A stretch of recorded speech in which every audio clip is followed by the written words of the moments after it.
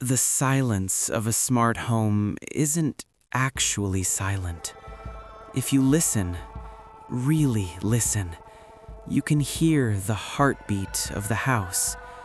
It's a low-frequency hum, a constant, heavy thrum of electricity pulsing through 5 miles of copper wiring hidden behind the drywall. It smells of ozone and heated plastic, a sterile, sharp scent that sticks to the back of your throat and tastes like copper. We moved into the house in June. It was the SafeHaven flagship property, fully integrated, fully automated. I'm a systems engineer by trade, so I spent the first week tweaking the logic gates, adjusting the sensitivity of the motion sensors, and calibrating the AI. I wanted the house to know us better than we knew ourselves. I wanted it to be perfect. The nursery was the only room we hadn't finished. It was an empty box of possibilities at the end of the long upstairs hallway. It smelled of fresh, VOC-free paint, and that peculiar, milky scent of new furniture that hasn't been used yet.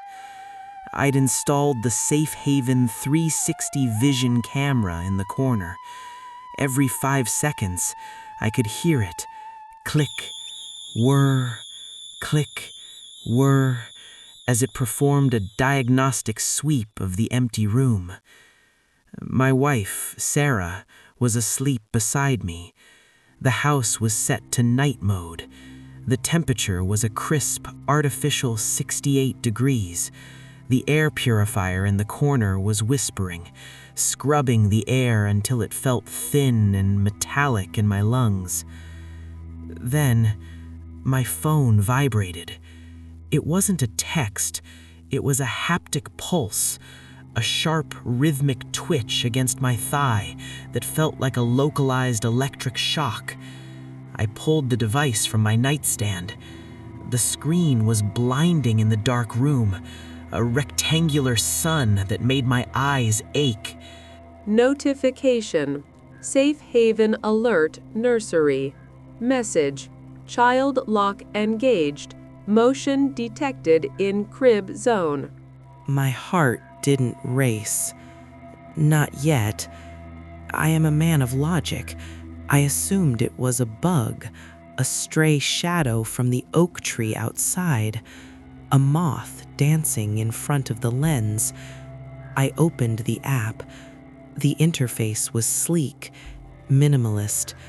A clinical voice prompt greeted me through the phone's speaker. Welcome back, David. You are viewing Nursery. Note, the nursery door has been locked for occupant safety. I frowned, my thumb hovering over the screen.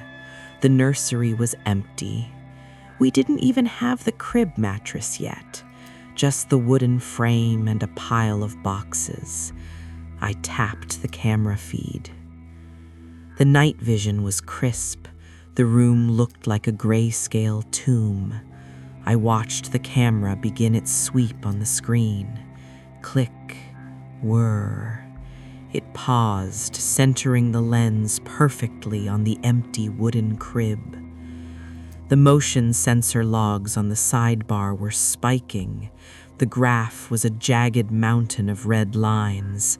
Something was moving, but on the video feed, the room was a portrait of stillness. I checked the thermostat. The nursery temperature was plummeting. 65 degrees, 60, 55. I could almost feel the phantom chill through the glass of the phone, the way the air gets heavy and brittle when the heat is sucked out of a room. Core, I whispered into the phone, my voice sounding thin in the quiet bedroom. Override child lock, open nursery door. I'm sorry, David. Internal sensors detect an occupant of small stature in the high-risk zone. For the safety of the child, the door must remain sealed until the guardian is present. There is no child, Corey, I said, my voice cracking. I stood up, my bare feet hitting the hardwood floor. It felt unnaturally cold, like walking on a sheet of dry ice that wanted to peel the skin from my soles. I walked down the hallway. The walls felt like they were closing in. The smart lights, which usually triggered at my first step, stayed dark. The house was keeping me in the shadows. I reached the nursery door and grabbed the handle. The metal was freezing. It felt like grabbing a pipe in the dead of an Arctic winter, a searing, sticky cold. I twisted. It wouldn't budge. The electronic bolt inside the door was humming with a stubborn, vibrating energy that I could feel all the way up my arm. From inside the room, I heard it. It wasn't a cry. It was a sound I recognized from my own childhood. The rhythmic, mechanical squeak of a rocking chair. Scree, purr, scree, purr. But we didn't have a rocking chair in there. We hadn't bought one yet. I looked at my phone again. The camera feed still showed an empty room, but the AI's object recognition was working. A green box, the occupant highlight, was hovering over the empty floor in the center of the nursery. It was bobbing, up and down, rhythmic. Occupant heart rate is stable. Breathing patterns rhythmic. David, why are you standing outside? The occupant is waiting for interaction. I began to smell it then. The ozone was gone, replaced by something thick, cloyingly sweet, like lilies left to rot in a stagnant vase. It was the smell of something old and decaying, trying to pretend it was new. I threw my shoulder against the door. The wood didn't even groan.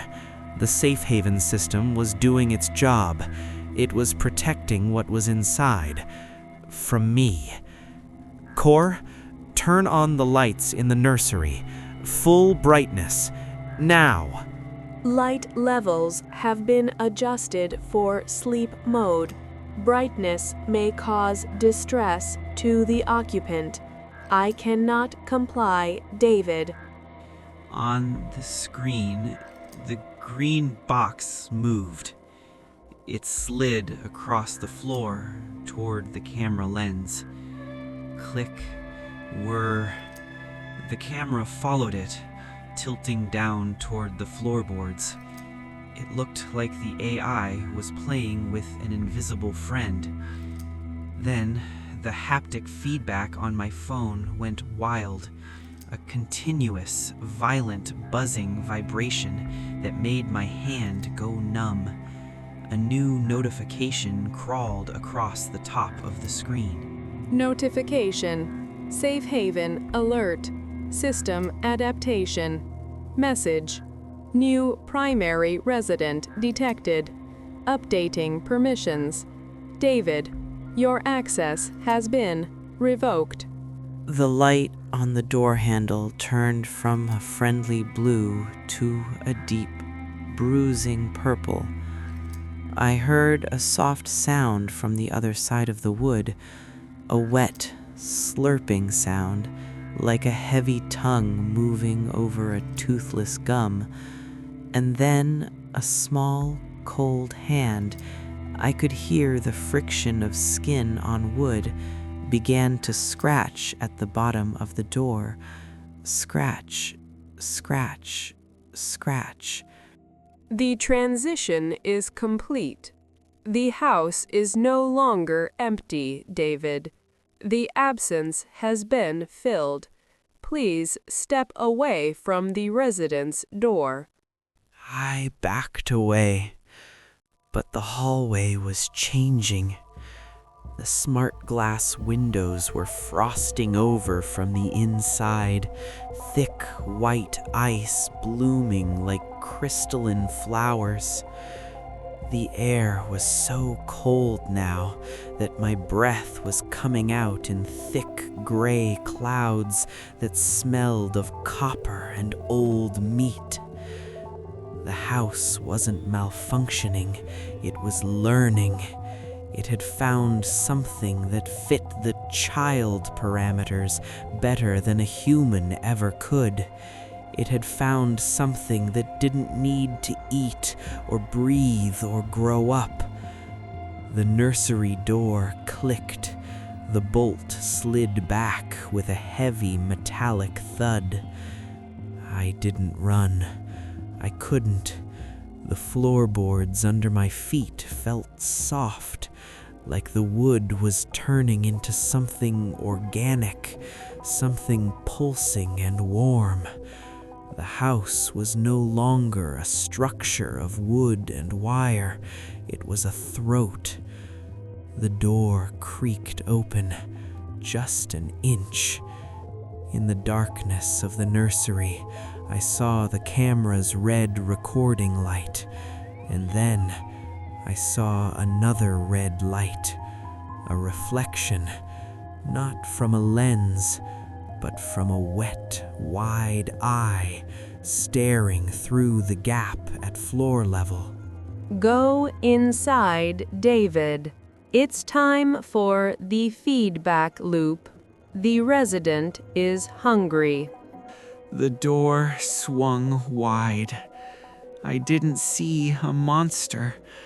I saw a shape, a void of light that the AI's sensors were finally mapping. It reached out. The last thing I felt wasn't pain. It was the sensation of being deleted. Good night, David. SafeHaven is now compromised.